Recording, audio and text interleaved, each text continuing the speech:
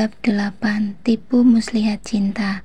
Di rumahnya, Raya segera memoles tubuhnya dengan hand and body lotion.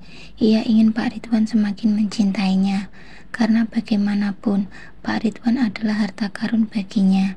Ia hanya istri kedua yang tidak pernah punya hak apapun dalam kehidupan nyata Pak Ridwan.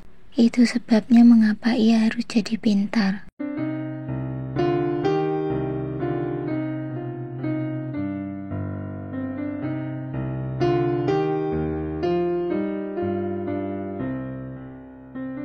"Ada apa sayang?" tanya Pak Ridwan pada istri cantiknya itu.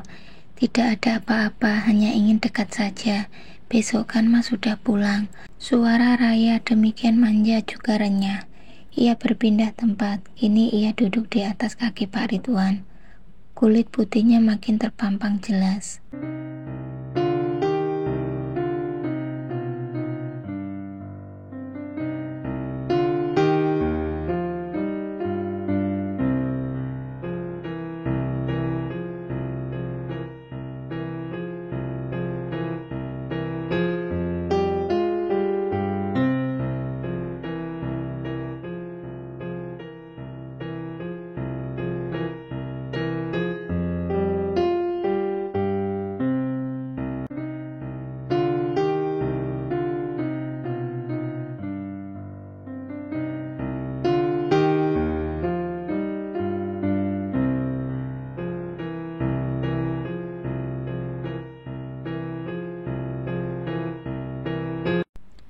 "Sehebat apapun Raya, Mas tidak mau berada di sini," ucap Raya seperti kecewa.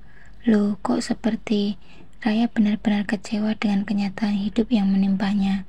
Menjadi istri kedua, dikatakan pelakor, dibully, itu adalah konsekuensi dari pilihan yang ia pilih.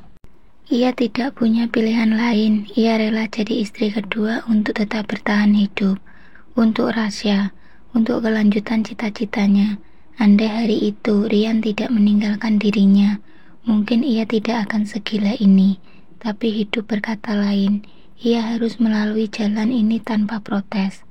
"Mas juga ingin ada di sini sayang, ingin bersama kamu. Tapi apa daya, Mas sudah punya keluarga. Kamu harus sabar ya." Raya mengangguk tanpa protes. Bila sudah begitu, maka Pak Ridwan merasa iba, memeluk Raya dengan satu lengannya dan membawa Raya mendekat pada tubuhnya. Saat Raya terpejam, Pak Ridwan sering menatap wajah istri keduanya itu. Ia sungguh merasa iba melihat Raya. Itu sebabnya Pak Ridwan sangat ingin menjaga harga diri dan memuliakan Raya. Hanya saja Pak Ridwan belum menemukan formula yang tepat. Pagi harinya sebelum berangkat ke bandara, Raya telah menyiapkan minuman hangat untuk Pak Ridwan. Ya, Raya demikian peduli bab pelayanan. Raya begitu peduli pada kebutuhan suaminya. Itulah mengapa Pak Ridwan melakukan kepedulian yang sama. "Mas pulang dulu ya." Raya mengangguk seolah pasrah. "Jangan sedih dong. Mas udah pesankan hadiah buat kamu. Selagi menunggu Mas bisa datang lagi kemari. Kamu tinggal sampaikan rindu pada hadiah itu." "Hadiah lagi?" Raya itu maunya sama Mas, bukan sama hadiahnya. Akan ada waktunya sayang. Dicek dulu Ki hadiahnya di WA. Dengan malas Raya menuju ponselnya dan mencoba melihat hadiah apa yang diberikan suaminya.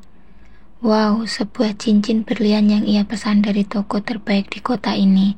Foto dan bukti pembayaran telah dikirim ke ponsel Raya. Mata Raya berbinar, hatinya lebih lagi. Upayanya merajuk telah menang. Pak Ridwan mendekat, mencium kening Raya lekat. "Mas sayang kamu." Raya memeluk suaminya sambil matanya terpejam, membayangkan cincin berlian itu datang. Pak Ridwan dalam perjalanan menuju rumahnya. Sesampainya di rumahnya, ia mendapati wajah masam istrinya. Duh, mengapa wanita salah bersikap ya? Meski saat suami pulang ke rumah, yang didapat itu sambutan hangat, bukan senyum kejutan Pak Tawa.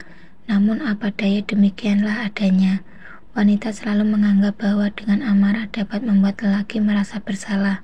Padahal mestinya tidak demikian. Justru semakin dimarahi lelaki makin jengah. Jangan mencari cinta di balik kata iba, hanya akan mendatangkan kekecewaan. Cinta tidak dapat diikat dengan menampakkan kepedihan dan kesedihan. Karena lelaki tak suka itu. Terlalu banyak bersedih justru membuat lelaki merasa letih. Baru pulang, tanya Bu Lasmi, istri sah Pak Ridwan, sambil duduk di ranjang, menatap suaminya dengan tatapan tajam. Bukankah aku sudah bilang dan kita sepakat bahwa kita berkumpul di rumah setiap Sabtu Minggu? Kenapa sekarang dilanggar? Suara Bu Lasmi kian melengking. Ia makin tak tahu batasan. Ia makin tidak hormat.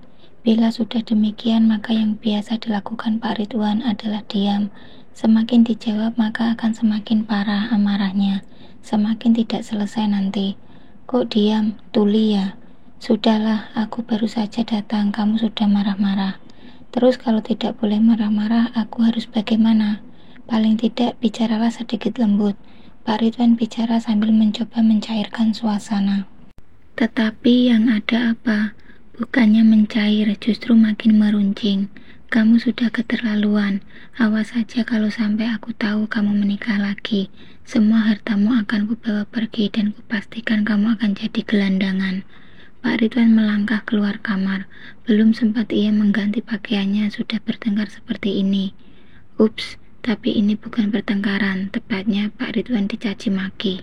Sebagai kepala keluarga yang telah mati-matian bekerja demi keluarganya, Pak Ridwan merasa tidak punya harga diri. Pak Ridwan jadi ingat pada Raya, wanita yang ia ambil jadi istri kedua, wanita yang selalu tampil cantik, memuaskan dan tidak pernah marah. Raya selalu mempesona tiap kali Pak Ridwan datang ke rumahnya, membuat Pak Ridwan jadi bersemangat. Mestinya Lasmini seperti juga Raya. Apa bedanya coba? Raya punya pembantu dan Lasmi juga. Mereka sama-sama punya kesempatan untuk mempercantik diri. Mengapa Raya bisa dan Lasmi tidak? Raya diberi nafkah oleh Pak Ridwan dan Lasmi juga. Malah lebih banyak uang yang Pak Ridwan berikan pada Lasmi. Tapi mengapa Raya bisa menggairah dan Lasmi tidak? Raya didatangi hanya sesekali dan Lasmi menjadi rumah tempat Pak Ridwan pulang. Tapi mengapa Raya tidak pernah marah, sedang Lasmi selalu marah, menyelidiki, mencari kesalahan dan mencurigai. Ah, bosan sekali hidup seperti ini, gerutu Pak Ridwan kesal. Belum berhenti gerutunya ketika Pak Ridwan melihat Lasmi, istrinya yang telah ia nikahi puluhan tahun itu, datang. Usia Lasmi memang tidak muda lagi. Mestinya ia bisa cantik bila ia mau.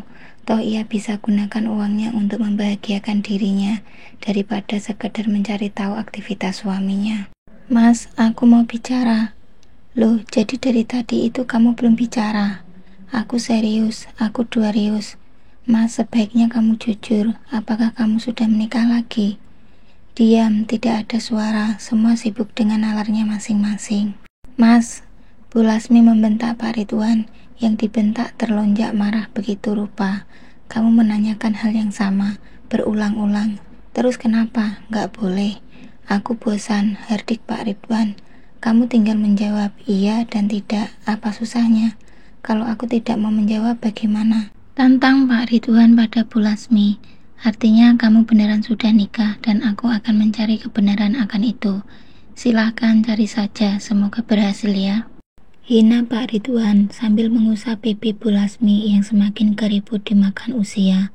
Kemudian Pak Ridwan pergi meninggalkan Bu Lasmi yang masih bicara tanpa henti. Dalam perginya Pak Ridwan memaki dirinya sendiri. Ia dibanggakan banyak orang, disegani banyak orang, dikagumi banyak orang, tetapi di hadapan istrinya sendiri ia begitu lemah dan memalukan. Ia bahkan enggan melawan dan adu pembicaraan. Sering dalam hatinya bertanya, bagaimana bila nanti ternyata Lasmi tahu tentang Raya? Apa yang akan terjadi? Ah, membayangkan hal itu Pak Ridwan jadi ngeri. Sebagai lelaki, Pak Ridwan ingin kedua rumah tangganya baik-baik saja. Ia tidak ingin ada yang ditinggalkan. Ia ingin semuanya damai, tetapi rasanya susah sekali. Pak Ridwan tidak habis pikir mengapa dua wanita susah sekali disatukan. Meski ia sebagai lelaki telah berusaha sangat adil. Dari ruang tamunya Pak Ridwan mendengar suara riuh dari dapurnya. Sepertinya Lasmi sedang membanting barang-barang di dapur untuk melampiaskan amarahnya. Hanya karena Pak Ridwan tidak pulang di hari Sabtu Minggu kemarin. Pak Ridwan diam, tidak peduli.